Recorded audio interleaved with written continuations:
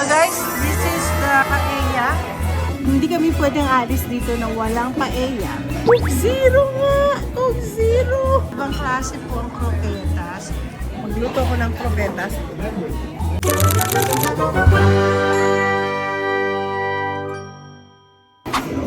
Okay guys, good evening. Magdi-dinner kami ni Habi. At di ba na-remember doon sa aking mga vlog, meron ako isang restaurant na nakita na mukhang luma. Tapos mukhang maganda siya sa labas. So ngayon dito kami sa loob para kumain. Meron ho silang paella. Yan naman I cannot leave Madrid or Spain without eating a paella. Ayan guys, meron silang paella mix, marisco, arroz, magno queredo. Mura lang siya, hindi naman siya ganun kamahal. Meron silang ensalada. Ensalada yan yung salad. Tapos meron po silang calamares fritos. Ang dami marami siyang choices. BFF, tingnan mo meron silang Coca-Cola. In bottle. So finally guys, naka-order naman kami ng pagkain. So hindi kami pwedeng alis dito na walang paella. Kasi alam niyo naman saan nanggaling ang pagkain ng mga Pilipino pagdating sa paella, galing sa Spain, you remember? And alam niyo po pala, nakakatuwa. Mamaya siguro magla-live ako. May maagang live para maikwento ko sa inyo yung kinento ng pamangkin ko na who's living here, na meron na siyang anak na napakagandang Espanyolang apo ko. Makikita niyo sa vlogs ko. Pero mamaya sa live may ikwento ko sa inyo. BFF Mayan, shout out sa'yo. Ikaw ang naalala ko pagdating dito. Hindi nga lang. Coke Zero ba to? Ay, Coke Zero nga! Coke Zero! Sabi nga sa asawa ko, did you notice, nandito sa Coke Zero? So we are going to drink.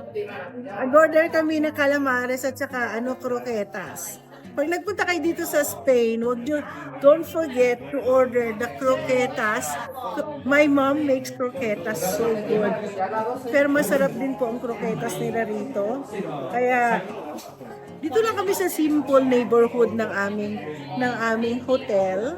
So maraming hotel dito. Ito yung kinikwento ko sa inyo isa kong vlog na I really wanted to see. Kasi ang ganda yung sa labas din eh. First to be served, ito po ang croquetas. Ang croquetas is made out of potato. It's like a potato balls na ginawa ko din.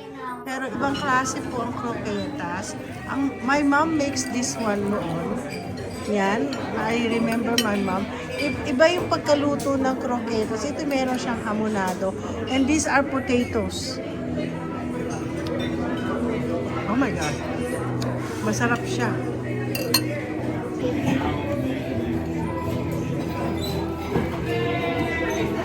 So, kumain na ako ng may croquetas. Meron silang sauce. Pero hintayin na lang namin yung calamari. Matamis yung matamis yung sauce. Mas gusto ko pa.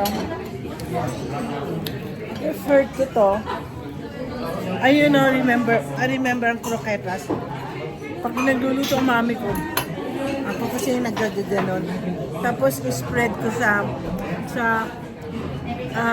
eggs, tapos eggs and then breadcrumbs. Tapos sa kanya piniprito siya. Yun. Kaya natuto ako sa mami ko how to make a croquetas. Maybe when I come back again sa US, magluto ko ng croquetas.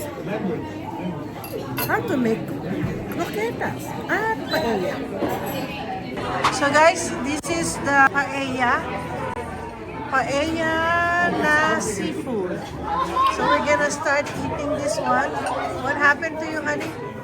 So guys, titingnan natin ang kanilang paella.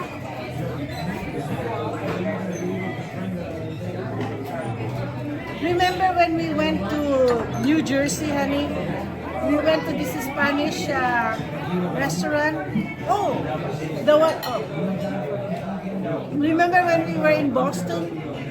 They have this Spanish restaurant that we want to eat some paella. So they have squid here.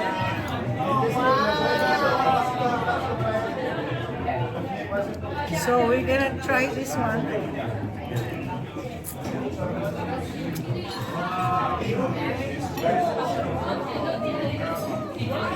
Masarap siya. Lutong-luto yung kanin.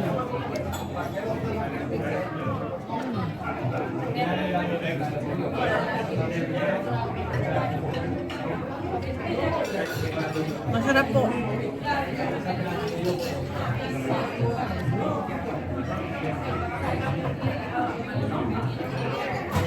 Nandito ka na rin lang sa Spain. Kain ka ng mga authentic food. At least seafood ito. I think she did not give us any.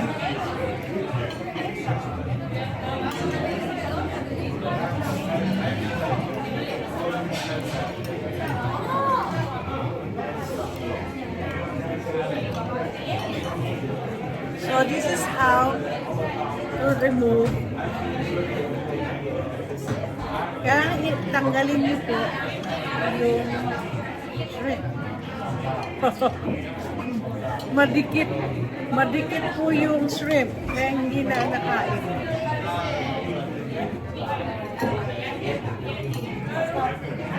Without using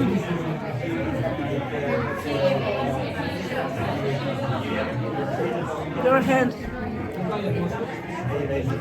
Masarap po siya. So guys,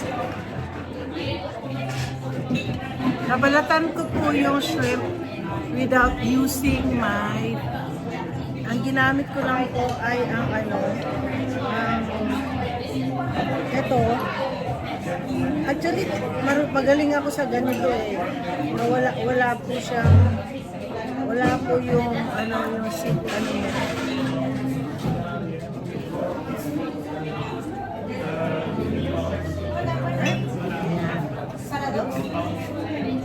hinihimayan ko para sa asawa.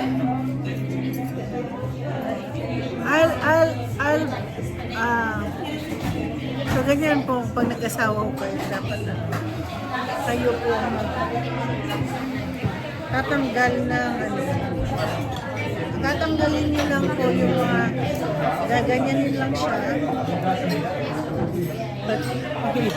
Matagal. Sabi nila sa gustuhan na daw itong dinner na to.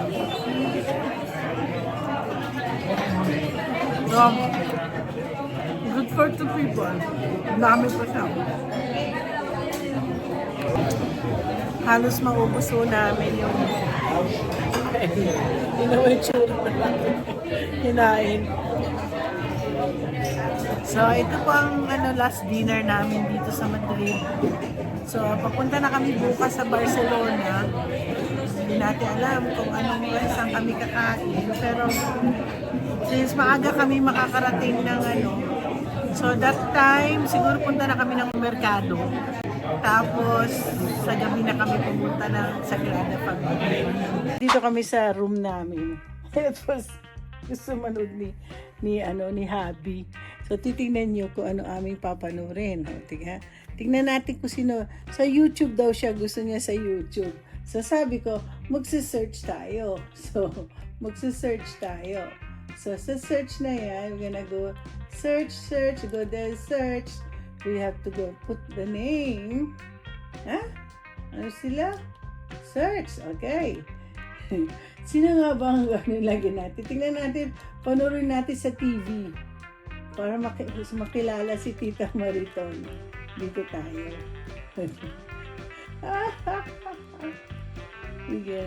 Tita. Okay. Tingnan natin kung mapunta sa Spain. Honey, you got to go A, and then after that you go down to space. Tita. Tita. Han, you better go use your glasses. Tita. Ay! I got Tita Mariton! Nandun, no? Ayan na Tita Mariton. So you go down. Tita Mariton.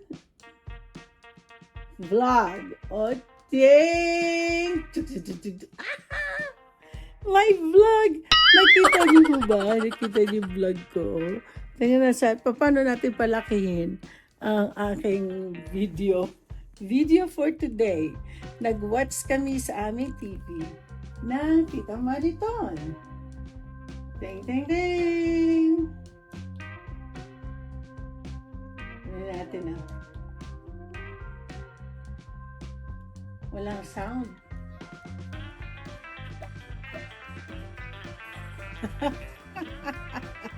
Namanod namin.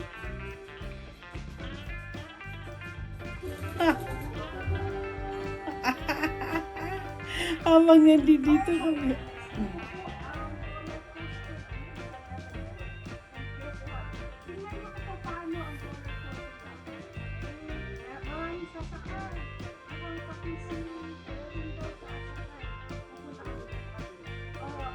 O yan, kay Dua, magkano kayo sasakay daw sila dito sa the Leavenworth Adventure Park.